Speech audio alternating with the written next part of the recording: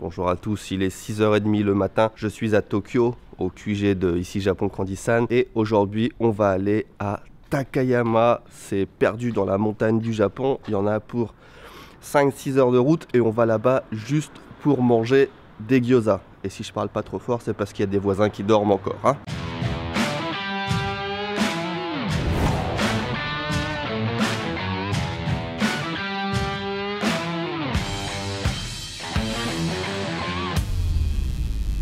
La circulation dans Tokyo, c'est très amusant.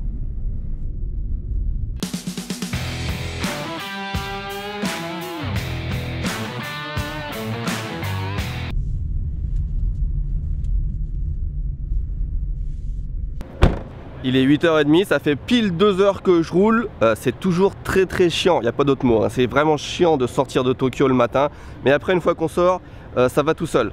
Donc là, premier arrêt, je m'arrête prendre un petit déj bien mérité. J'aime bien m'arrêter dans les aires d'autoroute au Japon. Je choisis toujours la plus grande parce qu'il y a plein de choix. Derrière moi, vous avez un Starbucks. Je peux aussi choisir du bœuf, des ramen. Il y a deux supermarchés, un vrai restaurant, mais je vais me diriger vers la boulangerie, comme ça je peux manger en roulant. Little Mermaid. J'ai travaillé dans cette chaîne de boulangerie pendant 2 ans et demi au Japon. Petite précision utile, aujourd'hui j'utilise un nouvel objectif sur la caméra qui n'a rien à voir avec l'objectif que j'utilise d'habitude. Et j'utilise aussi un nouveau mode sur la caméra qui n'a rien à voir avec le mode pour filmer que j'utilise d'habitude. Il est donc fort possible que tout ce que je suis en train de filmer aujourd'hui, ça n'ait aucun sens. C'est un test, ok ?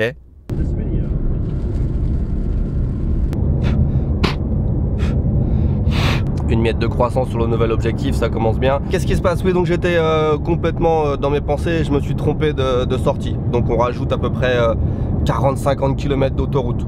Normal. Petit arrêt à Nara-Ijuku, c'est un village / site historique qui se trouve à Nagano. C'est un village qui, comme vous pouvez le voir derrière moi, est resté tel qu'il était à l'époque Edo. En fait, on est sur une des 2 routes qui reliaient Tokyo à Kyoto durant la période Edo. Et contrairement à la route de Tokaido, qui est plus connue, qui longeait la côte, celle-ci passe dans la montagne par tous les petits villages. Et ce village était un village étape, un des plus importants. Nara-Ijuku.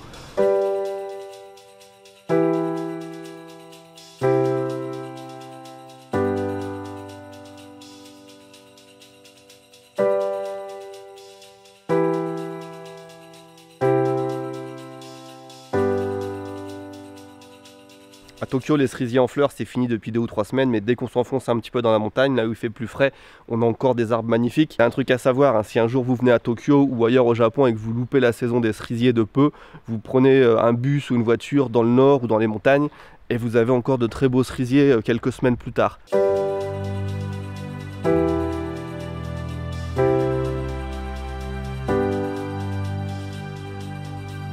Bon, il pleut de plus en plus, du coup je vais écourter mon passage à Nara-Ijuku. Pas non plus de drone ni de balade dans la montagne, c'est un peu dommage. Mais bon, de toute façon, j'ai pas trop de temps non plus. Il me reste encore 91 km à faire et j'en ai pour presque 2 heures parce que c'est de la route de montagne, je pense, à partir de maintenant. Après les embouteillages, une erreur d'itinéraire, la pluie et maintenant un bouton qui commence à se faire sentir sur mon nez, on peut dire que cette journée n'est pas des mieux engagées. Et vous allez voir, je ne suis pas encore au bout de mes surprises. Non, en fait, j'en sais rien s'il va y avoir d'autres mauvaises surprises, mais restez jusqu'à la fin de la vidéo, il y en aura sûrement.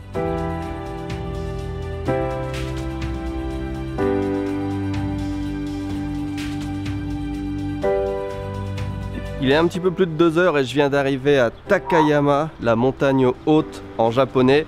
C'est à mi-chemin entre un village et une ville, on va dire un grand village, dans la montagne, dans la préfecture de Gifu. On est juste à côté de Nagano, dans la préfecture de Gifu, et c'est très touristique. J'ai vu des touristes un petit peu partout en passant en voiture. Je savais que c'était assez connu, mais à ce point-là, je suis assez étonné. Étant donné que c'est la première fois que je viens ici, j'en profite, je fais un petit peu le tour pour voir de quoi ça a l'air, et après on va aller manger des gyoza.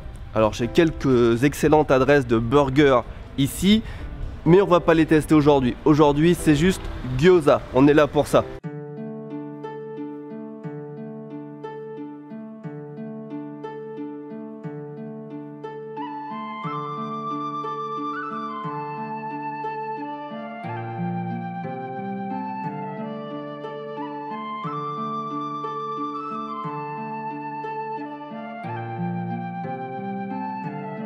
Ici vous avez un groupe de Chinois et ici un groupe de Français.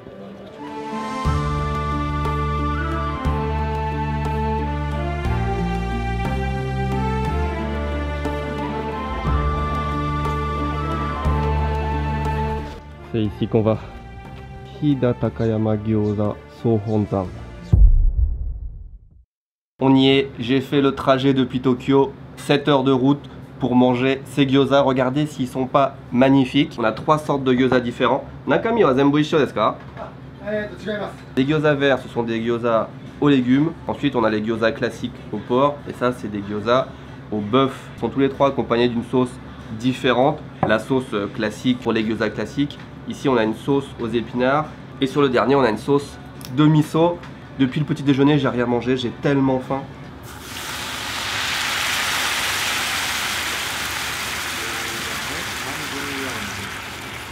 Le gyoza parfait, c'est le gyoza qui est bien dur, bien crispé en dessous et mou sur le dessus. Celui-là m'a l'air parfait. Ça sent tellement bon. Umai desu ne. 実は昨日の夜、奥さんと日本で一番売ってるの冷凍餃子を食べてみたね。どのぐらい違うかなって考えて。違いますね。違いますね。Ceux-là, ils ont vraiment un truc en plus. Avec la sauce de miso, ça donne un goût unique. Enfin, j'ai jamais mangé des gyoza avec une sauce autre que la sauce à gyoza en vrai. Et ça change tout. Le légume est bon aussi, beaucoup plus doux. Donc ça, c'est des gyoza végétariens. Il n'y a rien à base de viande dedans. Si vous êtes végétarien, welcome. Ce que je suis en train de manger, c'est le spécial 7 et il est vendu, je regarde sur le menu, 1700 yens. Si vous ne parlez pas japonais, hop, la machine pour passer les commandes est en anglais. Et il y a tous les prix, etc. ici. Tada! Des gyoza en forme de rose. Est-ce que ça n'est pas un des plus beaux plats que vous n'avez jamais vu? C'est magnifique. J'ai vu cette photo, je me suis dit, il faut que je vienne ici, peu importe à combien de kilomètres c'est de chez moi, il faut que je vienne manger ici. Alors on est sur un plat qui s'appelle le Rose Gyoza Garden et qui coûte 800 yens. Kore 800 yen dake? Qui coûte que 800 yens. C'est un plat original avec des couleurs originales et une forme originale. C'est fourré avec la même chose que les gyoza de tout à l'heure, mais différemment. Ils sont beaucoup moins forts. Il n'y a pas d'ail et il n'y a pas de tout ce qui est fort a été enlevé. C'est des gyoza qui sont beaucoup plus légers, beaucoup plus fins, qui plaisent beaucoup aux filles apparemment. Et on a pour accompagner du vinaigre. Ah mais ça sent vraiment la rose quoi. C'est super bon du vinaigre à la rose. C'est la première fois que je goûte ça. Donc on fait comme ça. Regardez-moi ça.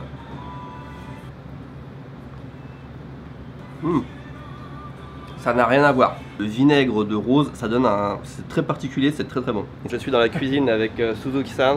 Master, te kaite ne. Ah, gyoza master. Suzuki Sensei da ne.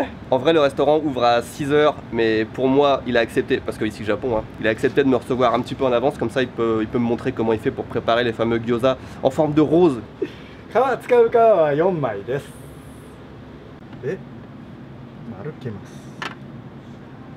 これをちょっと力加減を強弱入れながら、はいバラですね。思ったより早い。Suzuki Sensei ne parle pas anglais et sa façon de communiquer avec les clients, c'est avec des accessoires rigolos. Je pense que ça fonctionne très bien. Si je suis venu ici, c'est pas uniquement pour manger ces gyoza. Non, c'est également, vous le savez, pour tester mon nouvel objectif et le nouveau mode de ma caméra. Mais ça n'est pas non plus pour ça, c'est également pour rajouter des lieux intéressants sur ma carte des lieux intéressants du Japon et du monde. Mais ça n'est pas non plus pour cette raison que je suis venu ici. On est mort de rire avec Suzuki Sensei. Je sais que beaucoup d'entre vous connaissent Rodolphe de la chaîne I'm Rodolphe. Il a entrepris avec sa copine un trip de 80 jours en van à travers le Japon. Ils sont partis pour faire un documentaire sur, je crois, une dizaine d'artisans un peu partout à travers le Japon. 時に僕が作った自分が一番いいと思ってるお酒飲んでほしいなっていう夢があったんですけど、今年叶いました、はい娘がちょうど今年20歳になりまして、今まで僕が作ったお酒をこうちょっとどんなお酒だっていうのをこう匂いだけを嗅いでもらってたんですね。いい香りだとか、あこれもう少し甘い香りしてるねとか、そういうことは聞いてもらってたんですけど、つい最近初めて、僕が作ったお酒飲んでもらったんですね。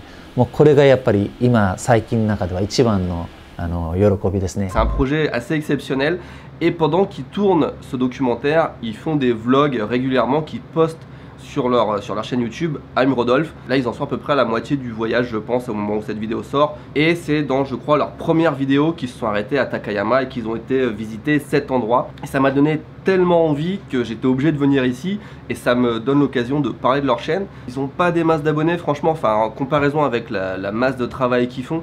Allez regarder I'm Rodolphe, soutenez-les, c'est vraiment un projet ambitieux et moi je les aime bien. Et voilà, ils font découvrir plein de petits endroits comme ça, plein de conseils sur le Japon durant leur voyage. Allez voir, dites-leur que vous venez de ma part et ça fera plaisir à tout le monde. C'est ça l'aventure, on regarde des photos, on se dit ça a l'air beau, on va y aller, puis une fois qu'on y est, on se rend compte que...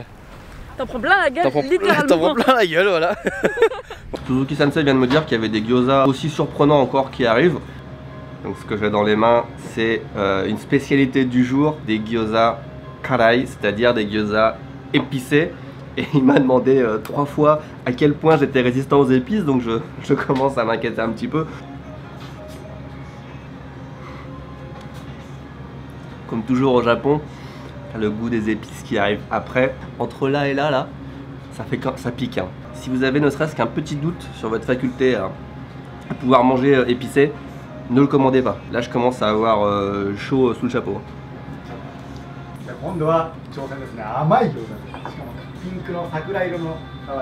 On a des gyoza qui sont vraiment spéciaux là, pas parce qu'ils sont roses simplement comme mon chapeau.